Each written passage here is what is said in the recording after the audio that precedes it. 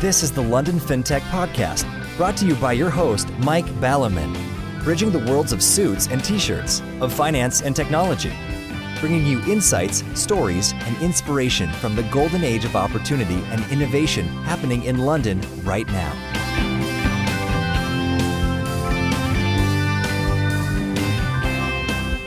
Hi, this is Mike Ballerman, and this is London Fintech Podcast, episode 100, brought to you in association with Blue Motor Finance and Smart Pension.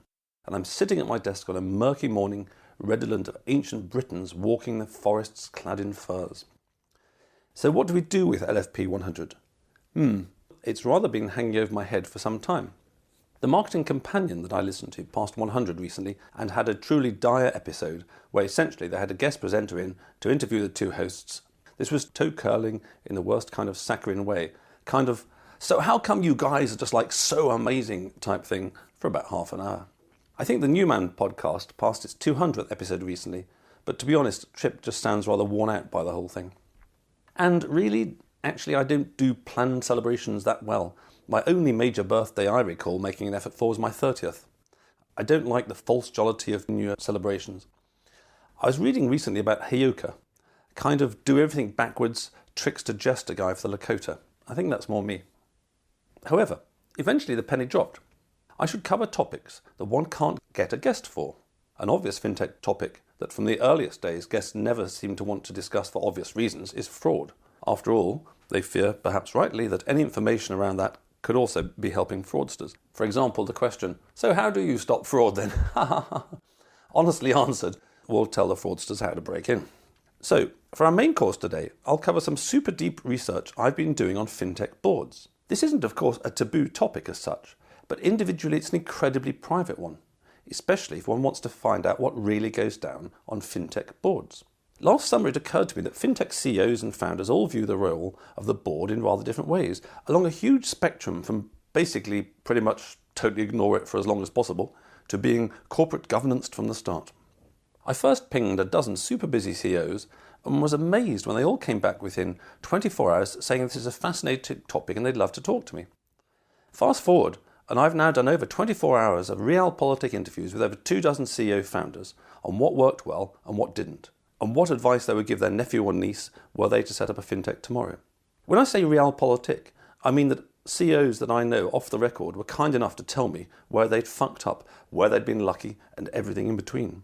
I also spoke to a further dozen surround. Folks have been non-executive directors of small companies in general for 30, 40 years. Fascinatingly, and an author of a book on angel investing confirmed this, there is nothing published on what a small company or what its founder CEO needs from a board. An amazing gap that I shall fill later this year when my short tome will be published. We'll dive into that soon, but as a taster, the theme is a super simple one. The journey of a startup, your startup, from inception is about corporate creativity. You want to start a fire and make it spread. And therefore, for a small company, the ideal board will help you in that process of corporate creativity. Contrast this to listed companies where it's all about corporate governance, essentially controlling fires, and a semi-infinite political correctness level of bureaucracy. Which leads me on to my starter course, which is virtually entirely taboo. No one wants to be on record on this topic in London. This is how the gender wars, so promoted at the moment by the mainstream media, are affecting fintech. As I always like to have some non-fintech angle, I'll use this landmark episode to touch on the broader context of this gender wars in fintech, which I think is a huge social problem in Western countries, a cancer eating away at the fabric of society. Bizarrely, you might think, this is political correctness. Bizarrely, because after all, isn't political correctness just kind of a form of politeness, really, about being kind and respectful to people? Or at worst, an annoying gnat? Well, I think it was. I think it started like that. Now, however, it's not. It's leading to the worst crimes in society going uninvestigated, while police arrest thousands per annum in the UK for online wrongthink. As Russia Today said, a staggering rise in online hate crime as people are attacked over Twitter, Facebook and other social media sites has led to a gigantic leap in arrests in Britain. British police are arresting 9 people per day for attacks on the internet as they attempt to clamp down on hate speech online. Hate crime sounds bad, doesn't it? But who decides? Lawyers point out that it's a massively loosely drafted net to catch whoever the state and its agents decide they don't like. As the Catholic Herald reported recently, British government refuses to say whether proclaiming the divinity of Christ is a hate crime. So you might get the idea from that hate crime, if you hadn't noticed already, isn't actually the kind of hate crime that none of us would want to see, but even covers people's basic religious beliefs if it's the wrong one. Many people have been banned from Twitter for alleged hate crime when they were simply reporting factual statistics. Plenty to talk about, so let's get on with the show. Right, before I do my heyoka thing and turn all serious at a party, a quick review of the past 4 years in fintech. The London Fintech podcast started in the summer of 2014, a year when the word fintech started hitting some mainstream newspapers. It's still a word that one hears used in many different ways. Occasionally I meet people who tell me they've been in fintech for decades, but they really just mean IT. 2014 was the year of hype and hypers and super spin. The UK infamously said that London was the capital of tech worldwide, a claim unchallenged by all but one media outlet, Sky News, who actually read the small print and found that London in this context included Oxford and Cambridge, and tech in this context included Boots the Chemist, as they had a website. But there's a virtuality to the world these days. I, like you, perhaps spend too much of my life just staring at patterns on a glass screen. And in this virtualizing world, reality is all too often what's on those screens.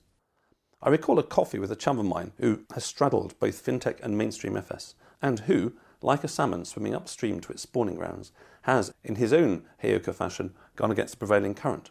Anyway, a shout out to gratitude and thanks to Dean Portelli, my first listener and one of my most loyal. I recall a coffee with Dean in Canary Wharf after LFP100, and him laughing at me for using 3 figures. Well, Dean, it's now 100 and I'm still here. And as we now know more clearly, you actually do have to be crazy to start something new, and you do have to dream big. Dean also started an arc in my mind, which is ending up with LFP100, texting me in the early episodes to say, "Mate, you can't say that." Well, say it I did, and I hope you're sitting down for the starter course, Dean.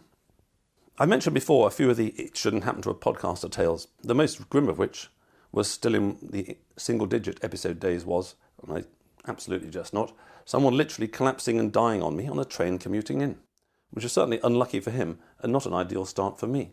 The podcast went on.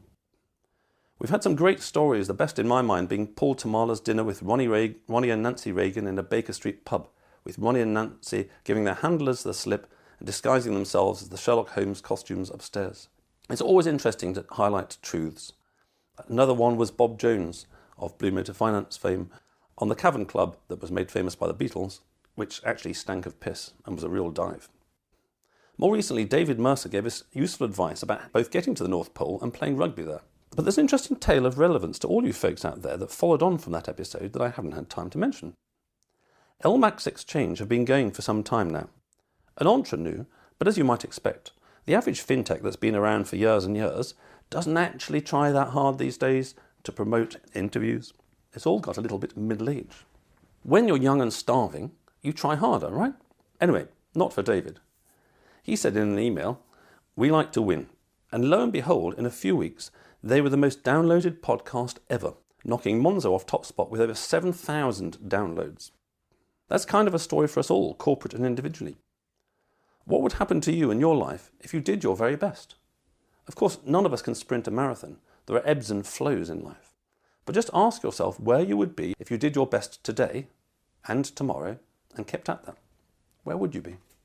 Which is a Jordan Peterson theme, a great stock pick of mine, as he is now an Amazon #1 bestseller and on a massive world tour speaking to packed audiences, his main theme being that life is all rather tragic and the only response to this is to actually try and make your life and other people's lives better by trying to do the hardest thing you can do, by carrying the heaviest load. Which leads us onto a topic that perhaps next to none of us think about very often, our culture. Where does our culture come from? What is it? We're perhaps genetically disinclined to contemplate culture very much, as over our evolutionary history, cultures have been incredibly slow to change. The main drivers being technological change and war. And we have plenty of those at the moment. I mentioned in the New Year's special the huge filtering via the political bias by the main social media platforms. That continues apace. As I mentioned in the intro, I see folks being banned for quoting inconvenient facts. There are also shadow operations. I happened yesterday to look at Douglas Murray, the editor of The Spectator, a slightly intellectual UK magazine, and author of the book The Strange Death of Europe. His pinned tweet from a year ago advertises his book. Plenty of folks were saying that every time they liked this tweet, a few hours later their likes had been removed. Crazy. And just a tiny anecdote that the fascist combination of a state gathering ever more power to itself and corporate oligopolies/monopolies are ever controlling. In my indie media viewing reading, I've come across plenty of folks I respect saying that Western culture is under threat. A contention I've been resisting for a couple of years as a wild exaggeration. As a quick summary of both sides of the argument, here's some blurb from Steven Pinker's new book, Enlightenment Now, The Case for Reason, Science, Humanism and Progress, which Bill Gates has described as my new favourite book of all time. So quoting the good news, this is a quote from the blurb. Is the world really falling apart? Is the ideal of progress obsolete? In this elegant assessment of the human condition in the third millennium, cognitive scientist and public intellectual Steven Pinker urges us to step back from the gory headlines and prophecies of doom which play to our psychological biases. Instead, follow the data. In 75 jaw-dropping graphs, my God, they do go over the top in these blurbs, don't they, sometimes? I doubt that my jaw would keep dropping. Pinker shows that life, health, prosperity, safety, peace, knowledge and happiness are on the rise, not just in the West but worldwide. This progress is not the result of some cosmic force, it's the gift of the Enlightenment, the conviction that reason and science can enhance human flourishing. And for the darker side, far from being a naive hope, the Enlightenment we now know has worked. But more than ever, it needs a vigorous defence. The Enlightenment project swims against currents of human nature, tribalism, authoritarianism, demonisation, magical thinking, which demagogues are all too willing to exploit. Many commentators committed to political, religious or romantic ideologies fight a rearguard action against it. The result is a corrosive fatalism and a willingness to wreck the precious institutions of liberal democracy and global cooperation. Okay, so we can subtract from this the current American spin due to the political climate and a kind of Boston Brahmins implicit wriggling against having a punch in the White House and not Judy. A small step back from the Punch and Judy show should make it obvious to all of us in most of our countries that actually it's the puppeteer that's the issue, not Punch and Judy. So, the gender wars in fintech. As I've mentioned before, there's a divide between the world as portrayed in the media and by politicians and what actually goes down. In the real world, I've seen no sexism in fintech, and I've asked folks about it. But I'm getting ahead of myself. Let me tell you about the incident that red-pilled me about all this PC madness, and in fintech of all places, to such a point that I put it to you that your culture, whatever it is, needs you to defend it. It's a fintech story, but one you might not have heard unless you're very sharp-eyed. Let's start with a D.H. Lawrence quote. Men fight for liberty and win it with hard knocks. Their children, brought up easy, let it slip away again, poor fools, and their grandchildren are once more slaves. On the 15th of February, there was much publicity in the UK about a list of FS firms, roughly half being well-known fintechs and half mainstream FS, being written to by the head of the Treasury Select Committee, Nicky Morgan, about a Women in Finance Charter which aims for gender quotas in FS and in fintech with published targets. Now, in my opinion, that's bad enough, as I'll come on to. But to quote Christian Fays, CEO of Lendinvest, in passing where 40% of employees are women, he tweeted, "Political grandstanding at its best. At Nicky Morgan, you've sent a letter trying to bully companies and then a press release out before the letter is even received, asking us to sign up to something you haven't provided a copy of, nor information on how to sign up. If you were genuinely interested in trying to help women in finance and not just getting a headline, you would have given more than one day to respond to your letter. Your press release went out before your letter was even received." To which I can add that one of the fintechs I spoke to had actually signed up to the agreement the previous year, but was named and shamed. And of course this was widespread across the media. Not only that, but they got wind of what was going on and contacted the UK Treasury to say they had signed up and shouldn't be named. Of course, the Treasury didn't give a shit and said, "Oh, we can't be responsible for everything being accurate." Ha! Fancy that, eh? Only Christian and myself tweeted about this as far as I could see. Ryan wrote a short article on AltFi News, my comment on which was as follows. Putting aside the PR stunt angle of catching firms out, what is this constitutionally? It is not a law debated and passed by Parliament. It's not a regulation. It's not part of any political party's manifesto. But woe betide you if you don't conform. This is plain statist political bullying. Interestingly, I wrote, there are no equivalent initiatives in sectors dominated by women, primary school teaching, psychotherapy and many more, asking them to have targets for men. How is this gender balanced? Third, all this genderism we are seeing totally ignores people's free will and preferences when choosing careers, hence uneven outcomes. In the UK, in A-level computer science, 90% of pupils sitting it were boys and 10% were girls. 4. Pressuring fintechs to enforce social engineering without a debate in Parliament can only deteriorate the meritocracy that is entirely the case in every fintech I have ever met. They need to succeed so much that they hire whatever person is best for the job, regardless of gender, ethnicity, or whatever. If penguins were the best coders, there would seriously be a rush on London Zoo to get that competitive edge. 5. This has become such a hot potato, hysteria having started post the last US election, that folks refuse to even mention it on the podcast, and even in passing. What kind of a world do we live in when folks don't feel free to have and share their opinion? 6. As has been shown by research, which, being a father of daughters, I keep an eye on, being constantly exposed to the narrative that the world is against you and that you need affirmative action to survive it is deleterious to girls, young women's mental health, which is already arguably worse than it's ever been across all of history. Suicides in young people have tripled in 30 years. Identity politics is absolutely not cost-free, consequence-free. So, those are my 6 points. But one interesting thing here is that both Christian and I received huge support for taking a stand.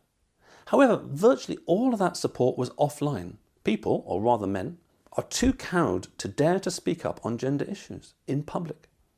Interestingly, we seem to be at a very archetypal cultural stage right now.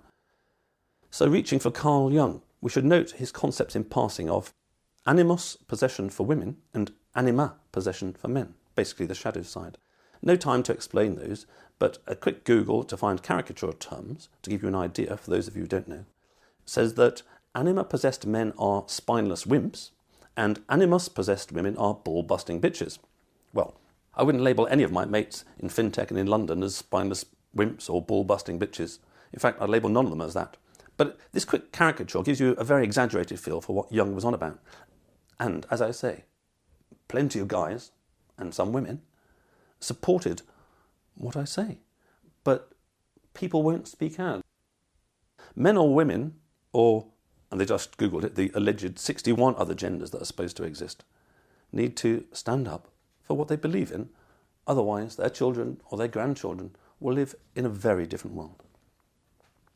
Interestingly, having mentioned psychologist Jordan Peterson earlier, it was he that flag-waved anima possession when his Channel 4 interview with Cathy Newman went viral. It's got almost 10 million views. Apropos which, the whole UK media moved en masse to decry the alleged online hate campaign against Cathy Newman, and had to call in security specialists. And this was the whole media, across the spectrum, left-wing to right-wing. They all moved as one, as a flock of starlings. The only trouble with their counter-narrative was that an analysis of online comments showed a 30-to-1 ratio of offensive and hateful remarks between the two. With, of course, you know where I'm going with this one, Jordan Peterson receiving 30 times more hateful comments than Cathy Newman. But she's a woman and she suffers under the patriarchy, yada, yada, yada.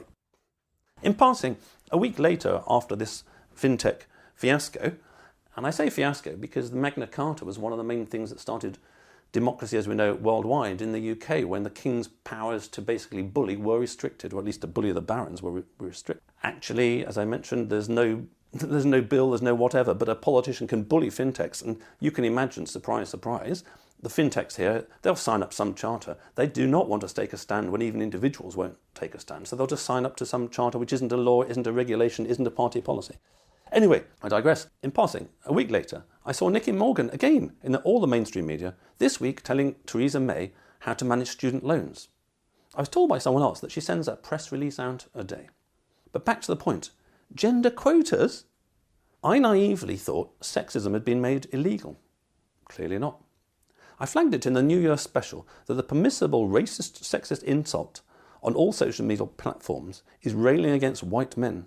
That'll never get you banned. Indeed, time and time again, it's promoted by the mainstream media. You see what I mean by a cancer in our society? Black Pigeon Speaks is a sarcastic but incisive alt-media channel on YouTube. He did an episode a while back about the fact that tolerance and liberalism will destroy itself. Tolerance will end up absorbing intolerance, and liberalism end up absorbing fascism. Tolerance is a good thing. It's a great virtue. I really shudder when I recall the racist chants that used to be common at football matches in the 70s. Women really did have fewer options in the past. But now it's all gone too far. As David Icke says, political correctness is using the population to control itself. Not just that, but PC, as I will argue, just for a few minutes, but this is important, and I gave much thought to the most important message I could spread in LFP100 in the broader context. It's corroding society. We live in a kind of ground zero, tear it all down world, which is clearly where Pinker was coming from. The fruits of the Enlightenment have led to great freedoms and prosperity worldwide, and we shouldn't throw them aside. Rule of the law, free speech, open debate. We live in a world where men and women are afraid to speak their minds, lest they be slurred as sexist, racist, anti-Semitic, Islamophobic, homophobic, transphobic, alt-right, Nazi, yada yada yada. And this is for the total avoidance of doubt. Not to say that there aren't problems on these areas. There definitely is sexism, there definitely is racism, there definitely is anti-Semitism, there definitely is anti-Muslim. There's loads of problems in the world. However, the massive over-application of these words devalues them to the point where we shrug and move on. An example I saw recently was that a police male voice choir had been ruled to be sexist because they only had men. It's a male voice choir. It's like having a boy band or a girl band. It's not sexist. If you're a bloke and you go down to the pub with a mate, it's not sexist to go down with a mate. If you're a woman, you go to lunch with another woman, it's not sexist not to have a man around. Furthermore, we have this recent category of hate speech, which is an ever-widening category designed to remove your right to free speech. There's an ever-decreasing, narrow range of views you're allowed to have without being labelled a thought criminal. And that's before we add other silly words like mansplaining, manspreading, etc. Interestingly, a leading female fintecher last year tweeted a picture of another leading fintecher manspreading, the most stupid phrase as anatomy varies. Not all men can sit in a ladylike fashion. Anyway, a month later, I saw the very same female lady spreading. I thought about taking a photo and tweeting it to point out the sheer hypocrisy. However, I was busy at the time and really didn't need this Twitter storm being labelled as sexist or a pervert or a sex crime or whatever. And more importantly, I just thought it wasn't a gentlemanly thing to do. Let's dive into this sexist word, as that's the fintech story. In a nutshell, so-called second-wave feminists were big in the 70s. They wanted equality of opportunity. Third-wave feminists, of which Ms. Morgan would appear to be one, are not interested in equality of opportunity. They want equality of outcome, which is a massive difference. If you take one thing away, please make it this. When you hear the word equality in future, please think to yourself, are they talking equality of opportunity, which I'm sure we're all in favour of, or are they talking equality of outcome, which is far more controversial? Furthermore, feminism itself is massively divided between women who want the equality of opportunity, the second wave of feminists, and those who want equality of outcome, the third wave. You may not know that the stalwarts of the 70s, Germaine Greer, Camille Paglia, Margaret Atwood, Christine Hoff Sommers, to name a few off my head, all of whom are deeply impressive in their own way, are under massive attack from so-called third wave feminists, deplatformed, protested against, which to me is absolutely pernicious. I don't mind if you believe in equality of outcome, everyone must win a prize. But in the narrowest sense, it's not what made fintech great. It's not what made Manchester United great. And at a minimum, we would have to have a national debate or at least a policy of a political party, but it's not. All these weasel words are like weevils eating away at society. And like the third wave feminists, it's all about self-perception as a victim, whilst, like Cathy Newman and Nicky Morgan, actually lording it over folks for your prestigious and well-paid roles. Besides, it's always this golden skirt focus. I never hear calls for equality of outcome in crane operators, 99% male, industrial injuries, over 90% male, alcohol drug addiction, twice as prevalent in men, suicides, 3 to 4 times more common in men, murders, 78% of the victims are male. Another study I saw recently showed that men get harsher prison sentences for the identical crime as women. Not to add that women are now the majority at universities, get paid more in their 20s, etc., etc. So contrary to this poor me narrative about a society favouring men, demonstrably on the most concrete statistics, men are suffering most. I mentioned Christine Hoff Sommers just now. Check out her books on Who Stole Feminism and The War on Boys. She's massively trolled and protested against using stupid epithets like Nazi, which is highly unlikely as she's Jewish. There are many books out there on this hugely underreported topic. Another is The Boy Crisis, Why Our Boys Are Struggling and What Can We Do About It. As a heyoka today, I will even quote Fox News, something I thought I would never do. Women are winning, men are failing.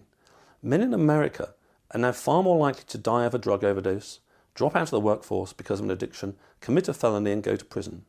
They fail in school more often than women do. They kill themselves at many times the rate. Overall, they die years younger. Those numbers are not speculative. They are hard data gathered over decades by non-partisan researchers. As I was talking to Bridget about this recently, my partner, and as she said, if you reverse the gender in that paragraph, if women were having all these things, you'd never stop hearing about it. Pinker is worried about the decline in the value of evidence and Enlightenment virtue. I won't even start on the non-stop propaganda on the so-called wage gap. I tweeted recently that it's an odd world when a YouTube comedian, Jonathan Pye, is more accurate than the FT on this topic. He does a great fake interview where he repeats media tropes on the gender gap and gets savaged by an authoress who is alleged to have written a book on the topic and has the facts at her fingertips. My favourite quote: "Paying people differently based on gender has been illegal since the 1960s in the US and the 1970 in the UK. Notwithstanding which that great destroyer of British culture, the BBC, and the rest of the blue pill church misrepresent it non-stop." So, in this overreach of PC, anti-sexism has become a vicious and pernicious form of sexism. Only this time with women on top.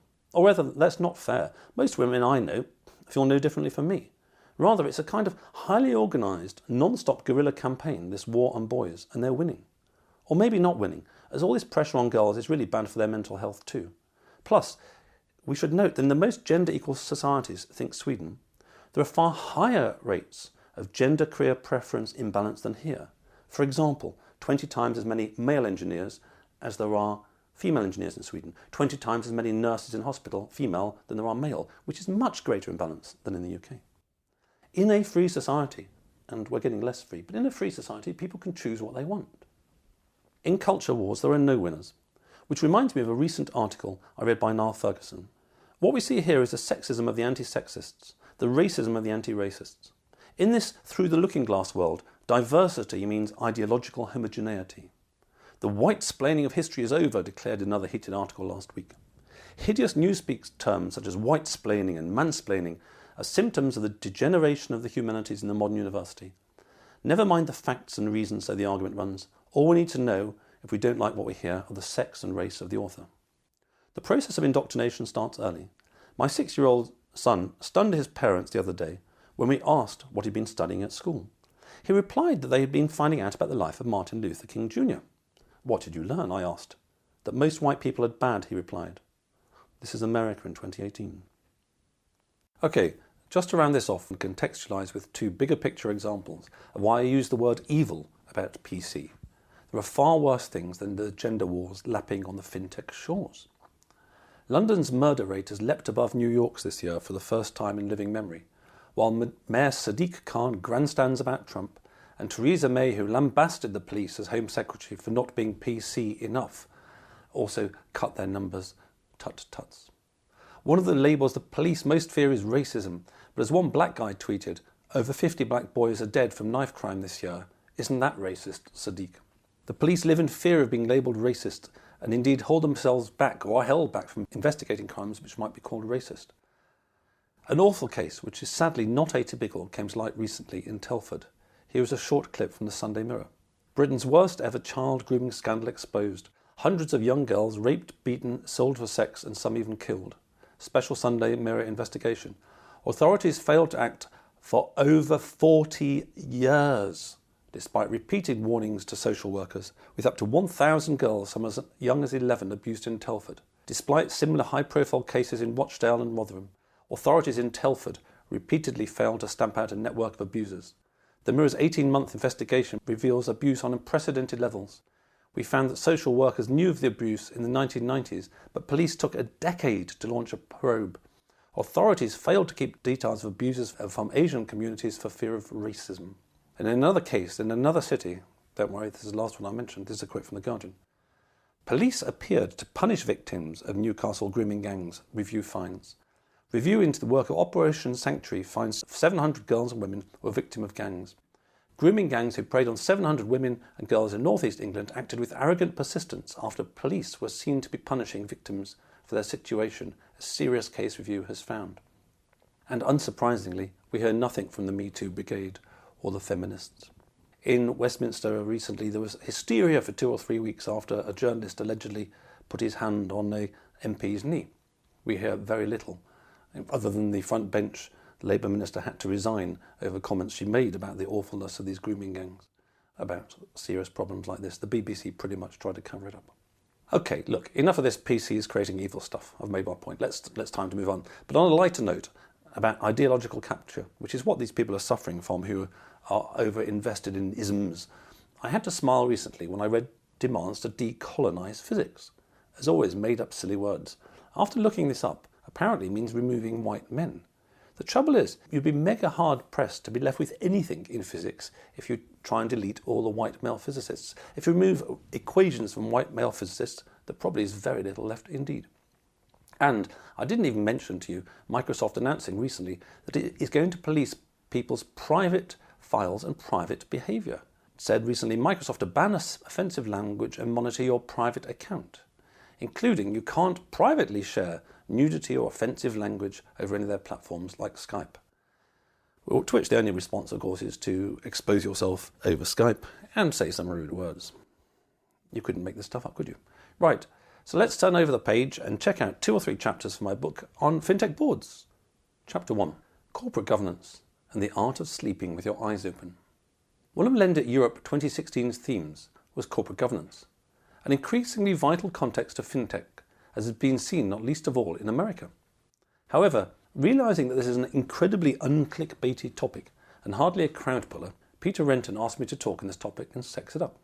In August 2016, I'd released the podcast LFP100, 5 Reasons Corporate Governance is Essential for Fintech with Jeff Miller, one of a tiny handful, if that, of folks worldwide to have sat on well over a dozen fintech boards. It was good stuff, but unsurprisingly, never floated near the top of the LFP download charts.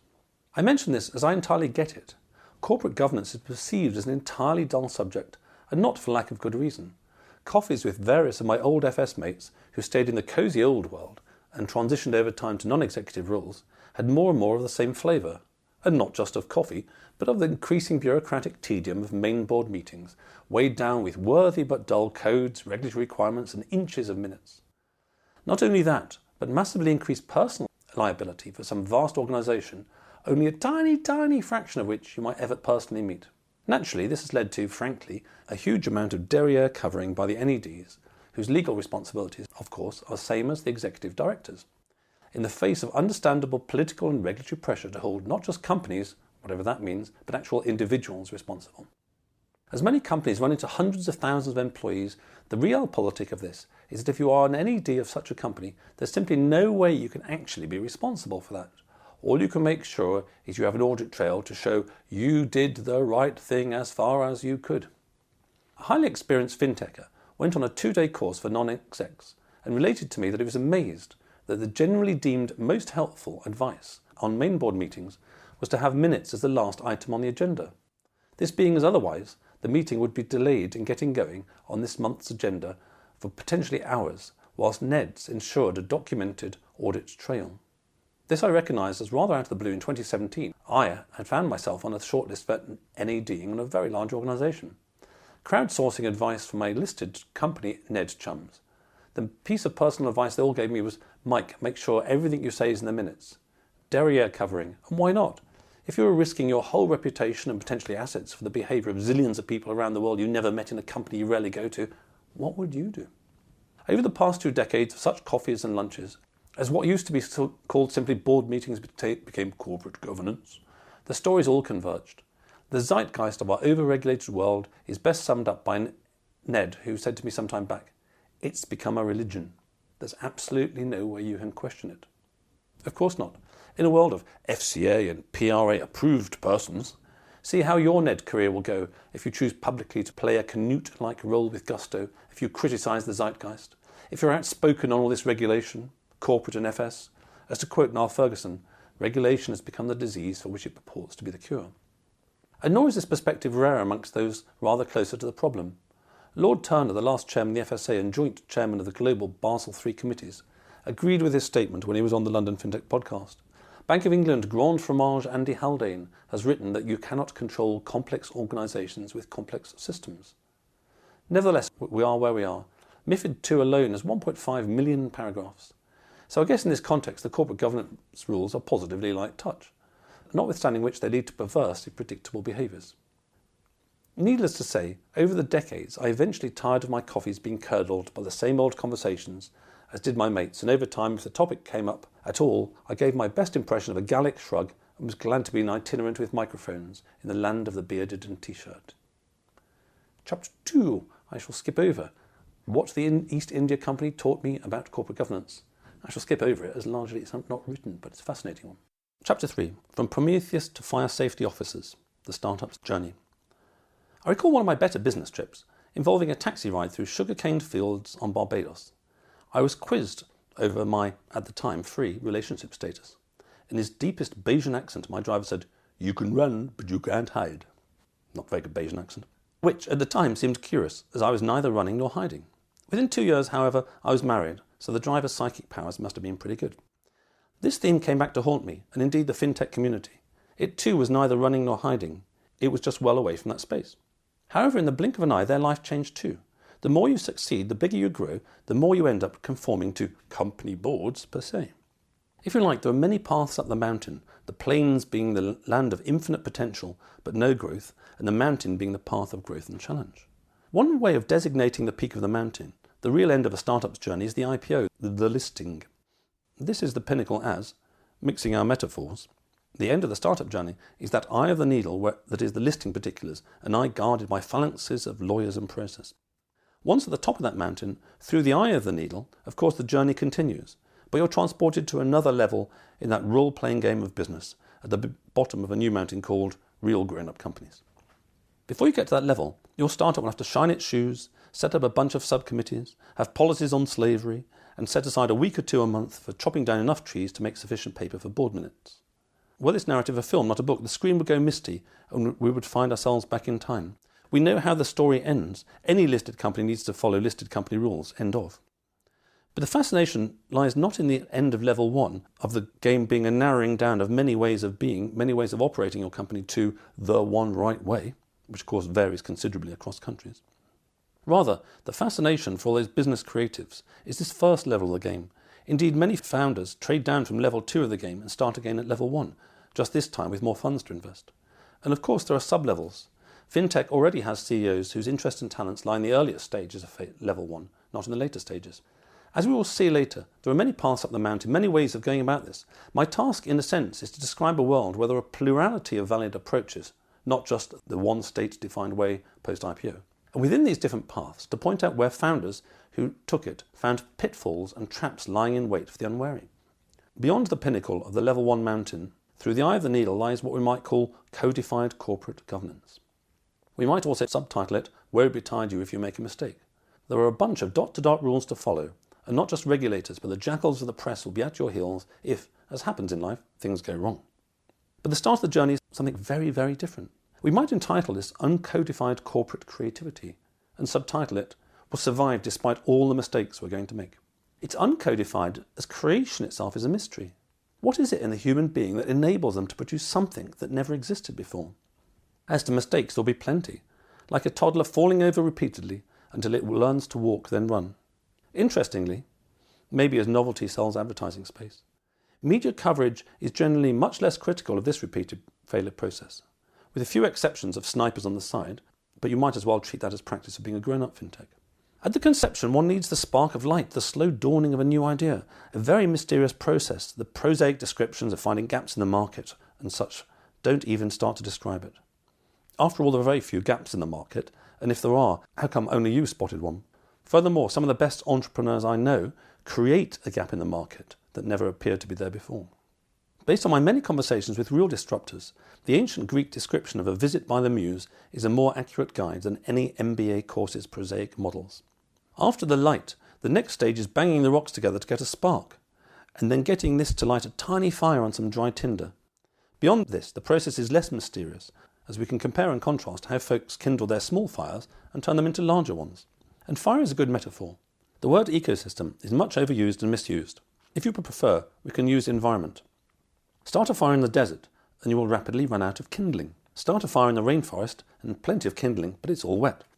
In terms of the relative environments for new small fires in the US and the UK, many of you will have heard the comment that if you have a small fire in the US, they will throw petrol on it to see if they can make a huge fire, whereas in the UK they will throw cold water on it to see if it can survive.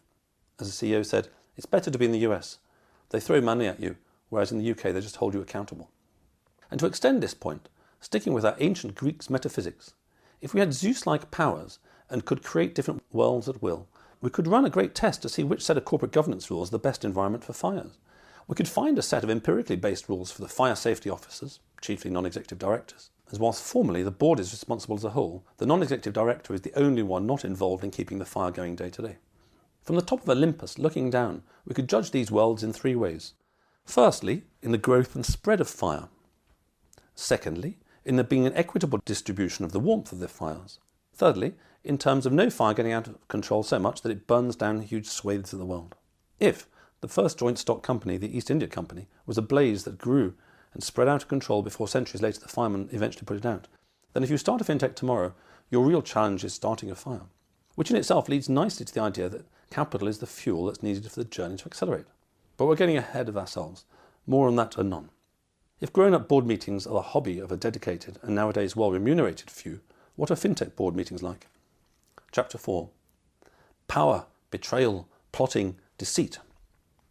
This narrative started with a tale of being asked to sex up corporate governance in fintech, and the understandable reasons given.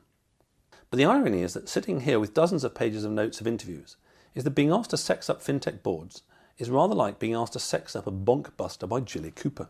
If, at that conference, I would have told some of the tales out of school about what really goes down in fintech, or for that matter any growing firm, we would have needed a large auditorium.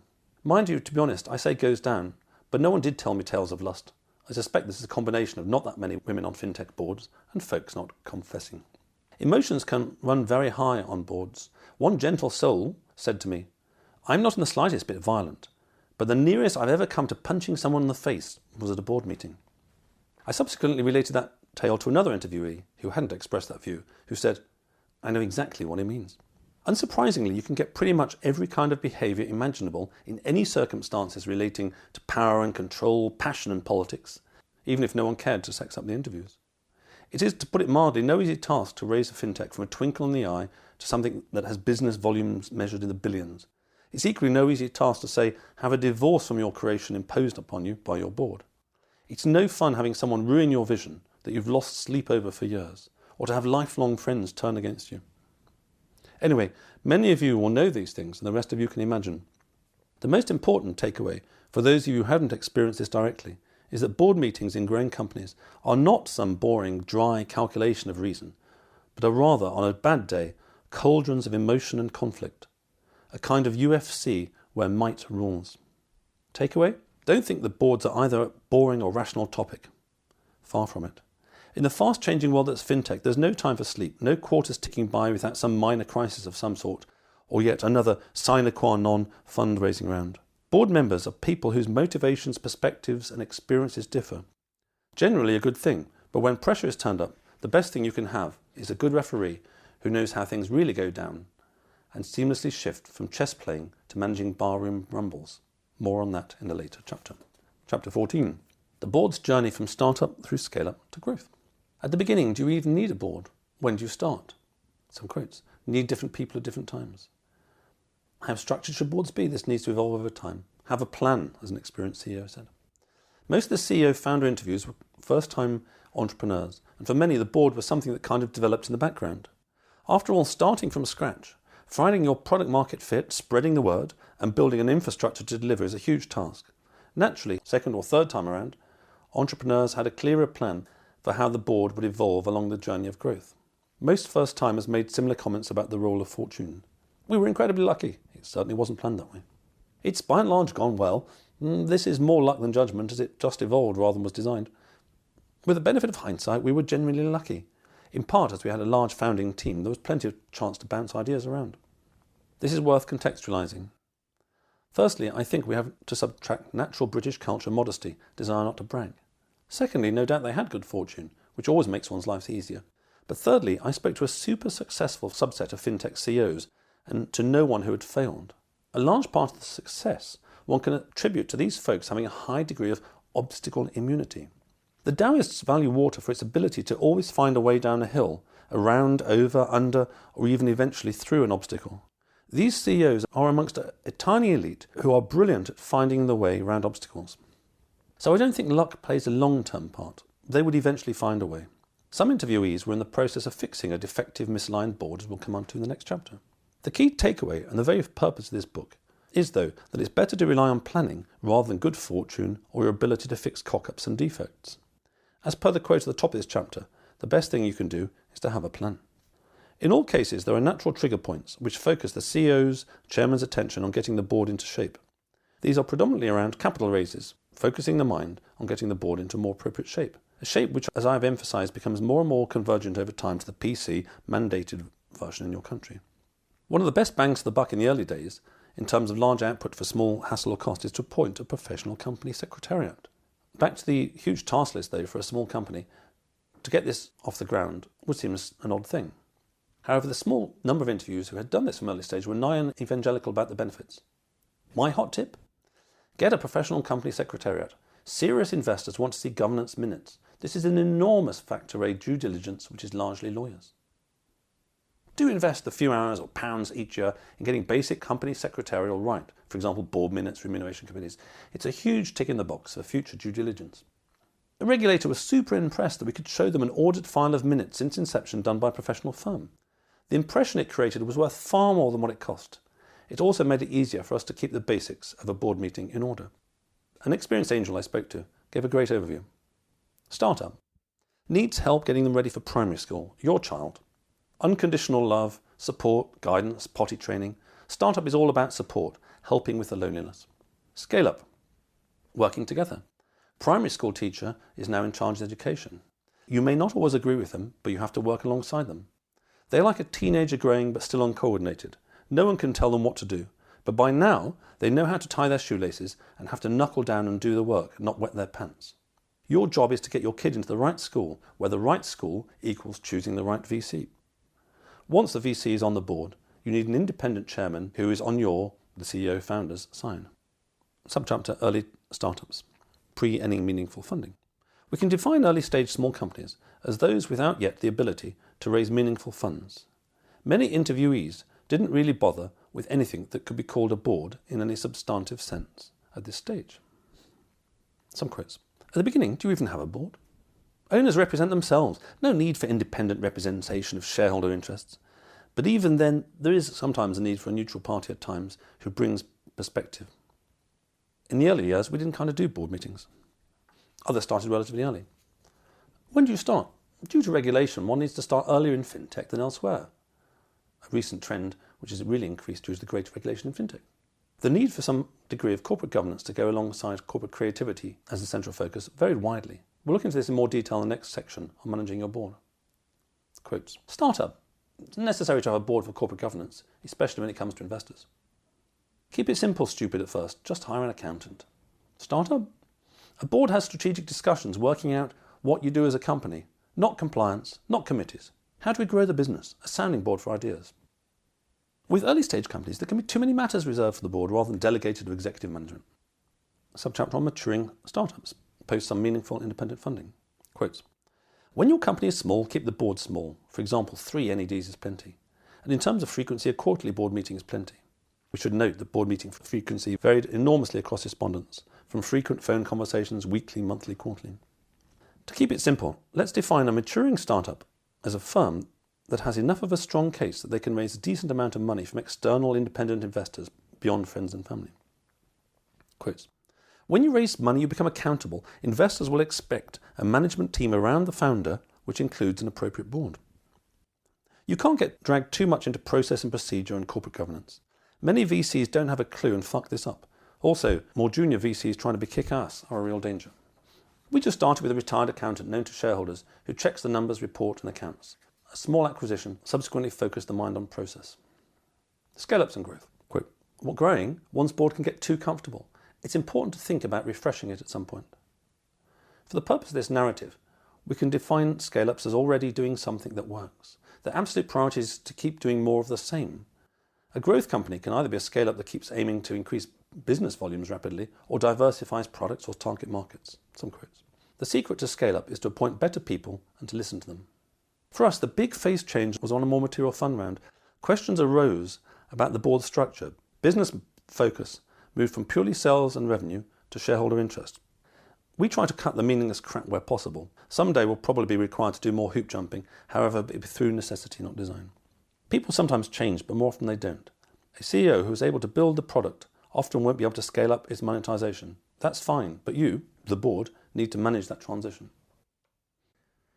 Okay, so that gives you a bit of a taste. The book will be out later in the summer, and there's a couple of dozen chapters, the majority of which actually is not so much the context, which I've given you guys for broad understanding, but really practical advice on what you do about recruiting on executive directors, how the chief executive relates to the board, what he wants from the board, what do you do about chairman, how do you go about recruitment, a whole bunch of stuff like that. So before we wrap up the show today, I'd like to thank all of you listeners out there, whether you joined in LFP100 or whether you joined this time. If you joined this time was rather an anomalous one. They're slightly different normally, and I'm glad to be speaking to a guest again next week rather than having to make it all up myself. I'd also particularly like to thank my brand partners for the podcast, Blue Motor Finance, who combine extensive experience with a fresh and innovative approach. Blue's award-winning technology has supported over £500 million of lending to over 50,000 customers. Smart Pension, who are fast, secure and free.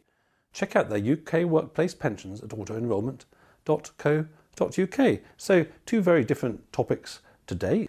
Actually, do you know what? I think they're both kind of similar. They're more related perhaps than they may appear. One of the interesting things that I probably didn't emphasise about Nicky Morgan's outrageous PR stunt, I can't see it more than that. I can't see it in any better light than that. Although there's at least a dozen fintechs that are now saddled with gender targets and having to find token women to make up their numbers and all this kind of terrible thing that I see all the time in main boards, which really actually does no favours to the women. I mean, it doesn't matter whether you're a token man or a token woman. You know that you're there for those reasons. Although plenty of 50-somethings that I know are very happy to take advantage of the tide blowing in their way. But one of the interesting things about Nicky Morgan's thing was it was pretty much equally aimed at fintech and FS, which in itself is, going back to 4 years of the Fintech podcast, in itself is a real sign that fintech has grown up and is seen as important if social engineering politicians are aiming as much as it as existing FS, even if it's misguided. And the second point on the Fintech boards is really a question that Fintech boards are become much more of a topic than it was 3 or 4 years ago, because many of them are at the pre-IPO stage. The next chapter that I hadn't read out to you guys is called When Two Tribes Go to War. This is a really interesting situation that the leading fintechs are in the UK, and it's a situation that we've seen in America with lending clubs where the two tribes do go to war. The two tribes being the startup corporate creativity crowd and the existing corporate governance crowd. So lots of interesting things going on in fintech.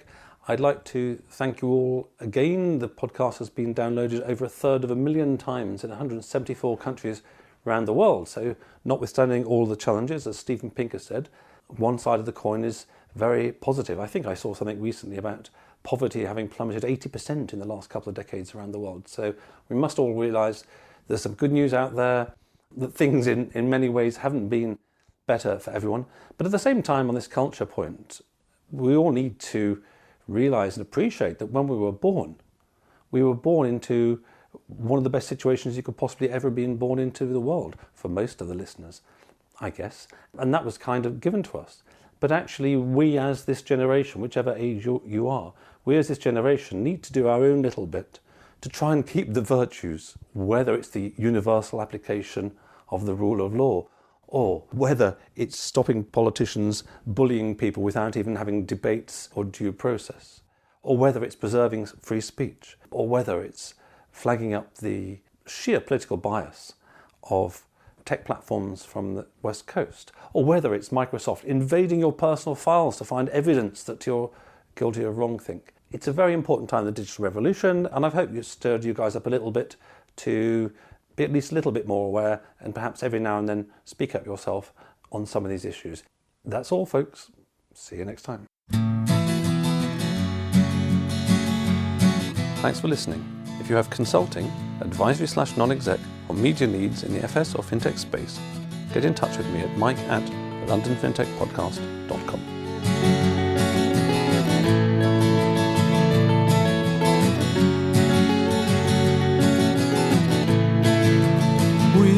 could sit in a bender all day, watching the firelight dance, watching the firelight dance. We could walk in the mountains before dawn, watching a happy moon ride, watching a happy moon ride.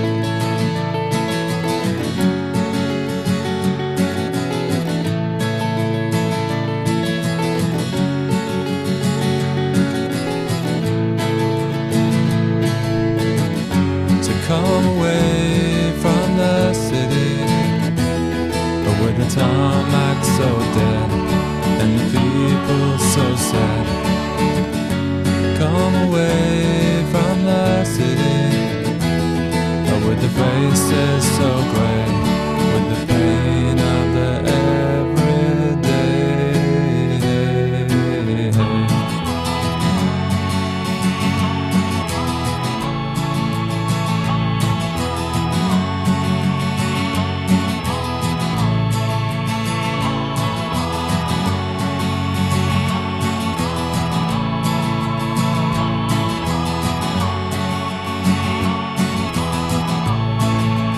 We are wild like the mountains and the trees.